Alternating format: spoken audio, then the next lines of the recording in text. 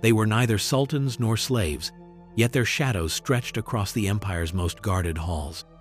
In the heart of Istanbul's harem, behind carved screens and gilded doors, stood men stripped of lineage but clothed in power-black robed eunuchs, pale-skinned pages, and jewel-draped dancers whose influence could unmake a vizier. Their stories are buried under centuries of secrecy, scandal, and silence.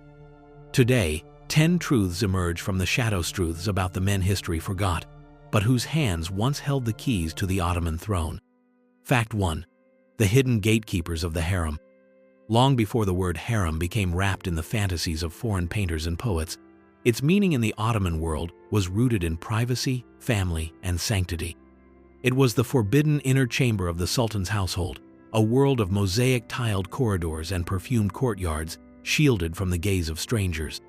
The very air inside was thick with secrecy, as though centuries of whispers had seeped into the carved cedar doors and silken screens. Contrary to the common myth, it was not a palace of endless seduction. It was the Sultan's domestic domain, governed by strict protocol, where entry for any male was not just rare, it was almost unthinkable.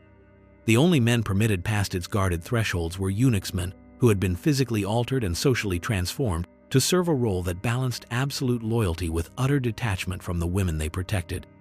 At the apex of this silent brotherhood stood the Kuzlar Ayasa, the chief black eunuch, a figure whose tall shadow could stretch from the private chambers of the Sultan's mother to the council rooms where empires were steered. His authority was not theatrical, it was absolute. He controlled the lifeblood of the harem. Every message that entered or left, every movement of servant or royal consort, every meeting between the Sultan and those who sought his ear. One moment he was the watchful sentinel at the gilded gates, eyes trained on the bustling outer courtyards. The next, he was a political broker whose quiet interventions could decide the fate of ministers or tilt the balance in succession disputes. From the marbled antechambers of Topkapi to the labyrinth of dimly lit passages within, his presence was both guardian and gatekeeper, a living reminder that the harem's walls were not simply stone, they were a fortress of power. Outside, the empire thrummed with the sounds of markets, minarets, and military marches. Inside, the silence was deliberate, broken only by the soft shuffle of slippered feet and the rustle of silk. Yet beneath this quiet lay currents of influence that could surge without warning, reshaping alliances and ending careers. In a place where the Sultan's family life, political authority, and imperial honor were intertwined, the Kuzlar Asu did not merely stand watch, he held the keys to both the Sultan's heart and the stability of the realm. And though he was not of royal blood, he could command princes to wait, delay ambassadors' petitions, or ensure that certain words never reached the ruler's ear. In the careful choreography of palace life, he was the unseen hand that decided who stepped forward and who faded into obscurity. But for all his dominance within these walls, his story was only the first layer of a deeper, stranger network of men whose lives and bodies were shaped to serve this hidden empire. What lay beyond his authority would challenge even the myths of the harem itself. Fact 2.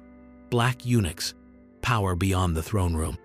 They came from lands far beyond the deserts of Arabia, from the green highlands and river valleys of East Africa, taken as boys in raids or purchased in slave markets along the Red Sea.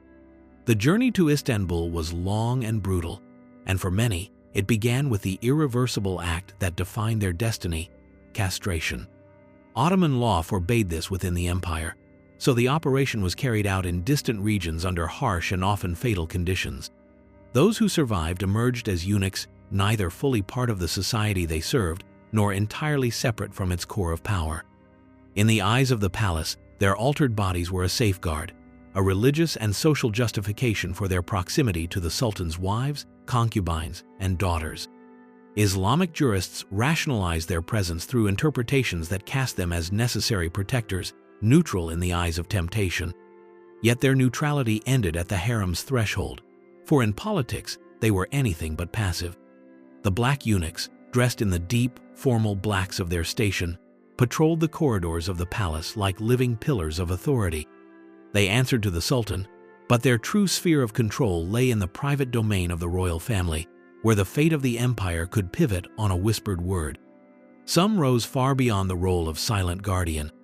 Hachu Bashir perhaps the most powerful Kuzlar Ağası in Ottoman history, held the post for over 2 decades in the 18th century, using his influence to shape imperial appointments, oversee vast charitable endowments, and even steer the course of military campaigns. Ministers and viziers courted his favor, for his hand could lift a man to greatness or consign him to oblivion. His apartments in Topkapı were a hive of petitioners, foreign envoys, ambitious bureaucrats, and members of the imperial family alike. With the harem as his fortress, the chief black eunuch could manipulate the flow of information to the sultan, granting access to some, denying it to others, and subtly framing the reality in which the ruler made his decisions. The pattern interrupt was stark. These men, who in youth had been stripped of control over their own lives, could now determine the lives and fortunes of the highest officials in the empire. The boy from a remote African village might end as a kingmaker in the marble halls of Istanbul, his origins buried beneath the weight of silk robes and ceremonial authority. And yet, beyond the harem's lattice screens and shadowed corridors, another class of eunuchs, pale-skinned, foreign-born, served the palace in ways that would create an entirely different axis of power, one that reached from the training schools of the outer court to the sultan's most trusted inner circle. Fact 3. White eunuchs, the palace's other silent force. If the black eunuchs reigned over the shadowed passages of the harem, the white eunuchs commanded the thresholds that led to it. Drawn largely from the Balkans and the Caucasus, these boys were taken in the Devshirme levy, or purchased in borderlands, then subjected to the same brutal transformation before adolescency act that severed them not only from their body's natural course, but from the worlds they once knew. In the palace hierarchy, they stood apart from their African counterparts, both in function and in privilege. They did not roam the inner sanctum of the sultan's family. Instead, they guarded the outer gates of Topkapı's inner court, where sunlight spilled over marble paving stones and the sound of fountains masked the quiet footsteps of those on duty. Their eyes scanned every approach to the audience chamber, every petition presented at the Gate of Felicity. Many served as trainers for the Asimi Olan, the palace pages, instilling in them the language, etiquette, and discipline that could one day carry them into the empire's highest offices. Others attended directly to the sultan, managing ceremonial duties, preparing his garments, or accompanying him in public processions. Theirs was a proximity without intimacy, a constant presence in the sultan's daily orbit without the political stranglehold that the black eunuchs often wielded. Yet in this more restrained sphere, they found a different kind of influence, the shaping of future leaders. A white eunuch could mold the careers of pages under his command, quietly positioning protégés to ascend in the administrative or military ranks. Hierarchy dictated their subordination to the Kuzlar Ağası, yet their access to the sultan's formal and public life made them indispensable in moments when ceremony, order, and discipline mattered as much as political intrigue. The pattern interrupt lay in their dual identity. Stripped of personal futures, they nonetheless became the architects of others' destinies. Clad in lighter-colored robes and bearing themselves with the precision of trained courtiers, they moved like marble statues brought to life, symbols of the palace's discipline and control.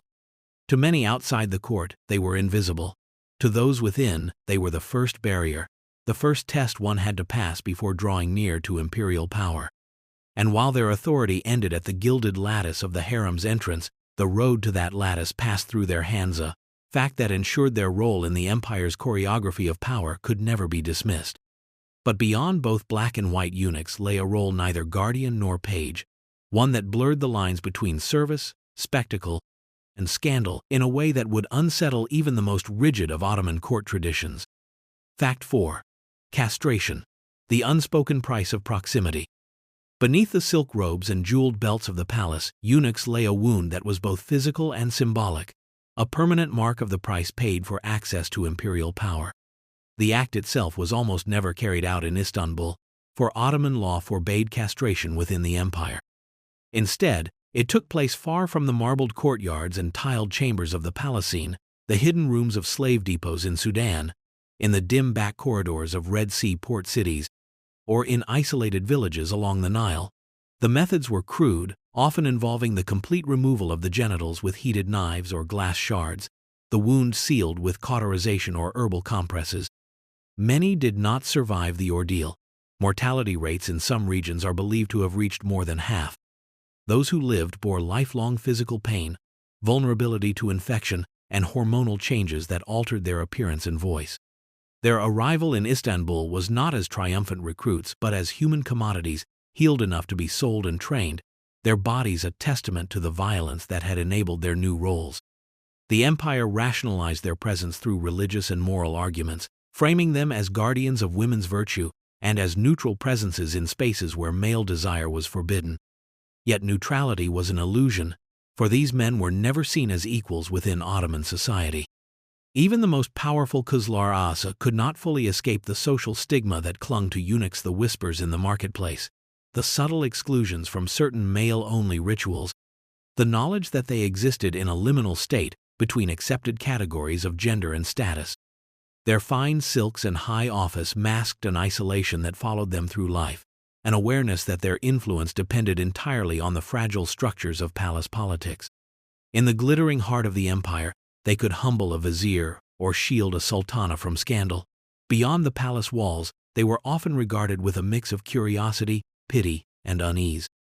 This was the paradox that defined them: mutilated to prevent intimacy, yet trusted with the deepest secrets of the Ottoman household, excluded from the social fabric, yet woven into the very structure of imperial governance. It was a transformation so severe that the boy who entered the castration room would never emerge again, not in body, not in name, not in place in the world. And while for some, this path ended in positions of astonishing power, for others, it led only to the role of ornamental servant, a voiceless figure in a machine that had no room for weakness. But within the palace walls, not every male presence was defined by silent authority. Some entered not as guardians, but as performers whose dazzling displays could captivate and scandalize the empire in equal measure. Fact 5. Koçek dancers, the male entertainers who dazzled and disturbed. Long before the age of photography could capture them, the Koçeks were already the stuff of rumor, fascination, and moral outrage. These were adolescent boys, often chosen for their beauty and grace, dressed in layered silks dyed in deep crimson, sapphire, and gold, their waists cinched, their hair perfumed and adorned with strings of coins that chimed with each step. Their painted eyes met the crowd with a practiced mixture of innocence and provocation, a performance as calculated as it was hypnotic. They were trained to move with a liquid sensuality, their hips swaying in rhythms that mirrored the beats of the zurna and the sharp clatter of hand cymbals. In elite gatherings, these dances unfolded under lamplight that shimmered off embroidered fabrics and silver trays of sherbet, the air thick with rosewater and tobacco smoke. Their audiences were usually men, high-ranking officials, wealthy merchants, and in some cases, the Sultan's own court. But there were private occasions when women, shielded from public view, invited Koçeks to perform in secluded gardens or behind shuttered palace rooms. The spectacle balanced on a razor's edge between art and eroticism, and in that balance lay its danger. For while Koçek dancers were admired for their skill, their performances often blurred the lines of propriety, provoking both desire and denunciation. Religious scholars and moralists condemned them as a corruption of public virtue, claiming that such displays threatened the moral order of the empire. By the 19th century, as Ottoman society came under greater Western influence and reformist pressures, the controversy intensified. Tanzimat-era officials, eager to present a more civilized image to European powers, began to see the Koçek tradition as an embarrassment. Formal bans were issued in some provinces, and performances were increasingly pushed into secrecy or limited to certain festivals. Yet the allure persisted. In the taverns of Galata and the private estates of the elite, the Koçeks still danced, their movements telling unspoken stories of beauty, danger, and transience. The pattern interrupt was stark.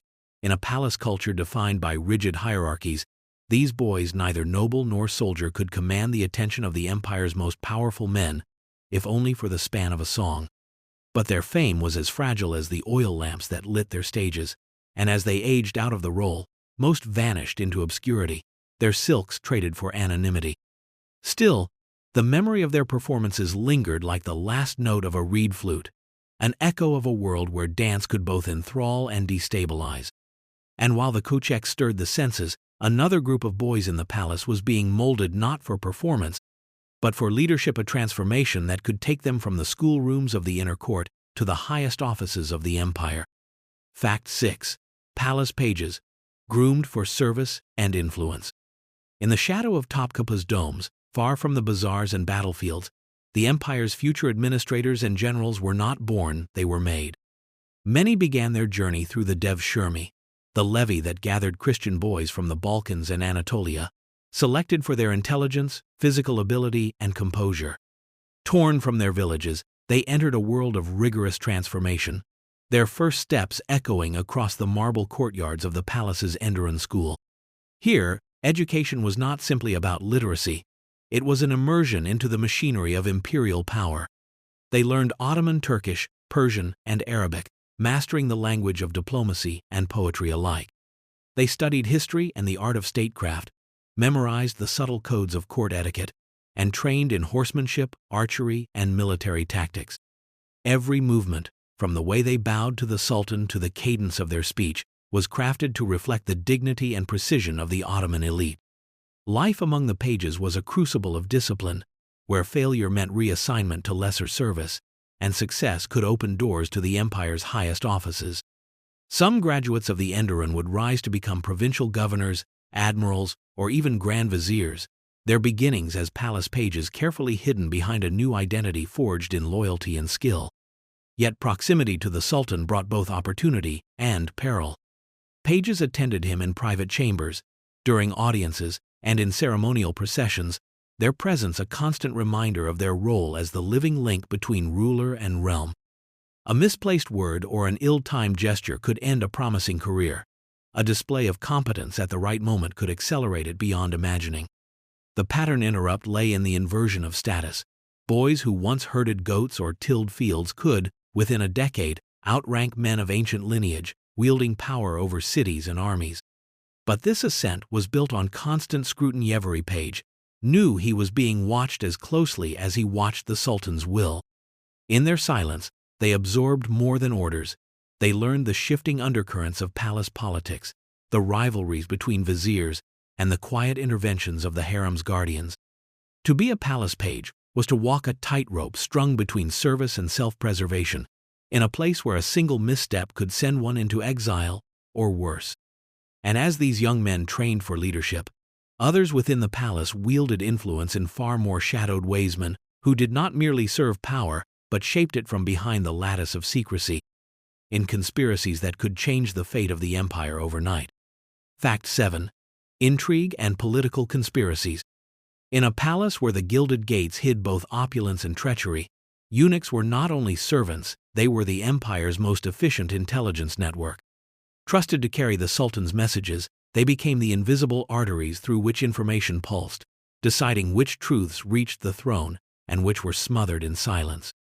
They listened in corridors, read correspondence before it was delivered, and whispered their own interpretations into the ears of those who mattered. In the volatile arena of succession, where brothers could become rivals overnight, eunuchs were both arbiters and instigators, tipping the scales in favor of one prince while quietly undermining another. They smuggled letters between factions in the harem, arranged clandestine meetings, and sometimes fed false reports to provoke a calculated response. Historical records speak of moments when the chief black eunuch, wielding no weapon but access, orchestrated political purges that swept entire factions from power, replacing them with allies who owed their rise to his intervention. In other instances, alliances were forged in the harem's shadow brokered by eunuchs who could promise proximity to the Sultan in exchange for loyalty or influence in the divan. The pattern interrupt lay in the paradox. Men stripped of the very markers of masculinity in youth could, decades later, unseat generals, elevate viziers, and redirect the empire's policies without ever holding an official state title. Their power was not codified in law but embedded in the architecture of the palace itself, where the shortest route to the Sultan's will ran through their hands. And while their manipulations were often invisible to the public, their fingerprints lay on the outcomes of wars, treaties, and dynastic shifts. This was influence without an army, command without a crown, a force so deeply woven into the Ottoman court that removing it would have unraveled the fabric of imperial governance. But beyond politics and ambition, another layer of their authority was reinforced not by secrecy or strategy, but by faith itself, a religious sanction that made their presence in the harem not merely tolerated, but essential. Fact 8. The religious dimension. The presence of eunuchs in the harem was not left to chance or mere tradition. It was buttressed by the weight of religious interpretation. Islamic law, while not explicitly prescribing the use of eunuchs, offered space for their employment as guardians in places where women lived in seclusion. Jurists and scholars reasoned that men physically incapable of sexual relations could be admitted without violating the sanctity of these spaces, casting the eunuch's role as one of moral protection rather than intrusion. This reasoning became the theological foundation upon which the Ottoman court built its system, transforming what might have been seen as an anomaly into a practice sanctified by custom and defended by scripture. For the chief black eunuch, religious legitimacy extended far beyond the harem's gates. As Khoslar Asa, he was entrusted with one of the most sacred duties in the empire, overseeing the imperial endowments that funded the annual pilgrimage to Mecca. Each year, the Hajj caravan would set out under his authority, carrying both pilgrims and the symbolic gifts of the Sultan to Islam's holiest cities. The procession was a spectacle of faith, and imperial might banners snapping in the desert wind, camels draped in embroidered cloth, guards marching in precise ranks. At its head rode the representative of the Sultan, often the chief black eunuch himself, a figure who only weeks before had been walking the shadowed galleries of Topkapi. Here, in the open vastness of the Hijaz, his role shifted from the gatekeeper of secrets to the steward of sacred trust. The pattern interrupt was striking. The same man who controlled the whispers and intrigues of the palace also commanded the logistical and spiritual lifeline to Mecca, bridging the empire's most private realm with its most public declaration of faith. This duality reinforced the idea that eunuchs were not merely functionaries but divinely sanctioned intermediaries, their influence extending from the Sultan's family chambers to the heart of the Muslim world. Yet as the 19th century unfolded, this religiously anchored authority would begin to erode, challenged by reformers who sought to dismantle the very institutions that had kept eunuchs at the center of Ottoman life for centuries. Fact 9. Decline of the system.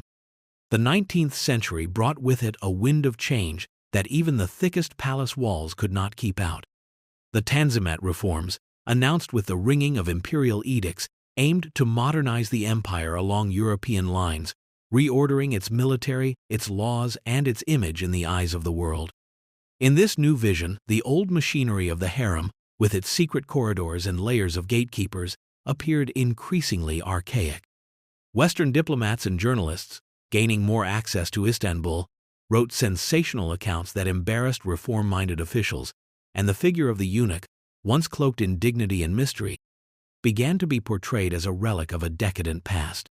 The power of the chief black eunuch, which had once eclipsed that of viziers, now waned as key administrative duties were transferred to new ministries and secular bureaucracies.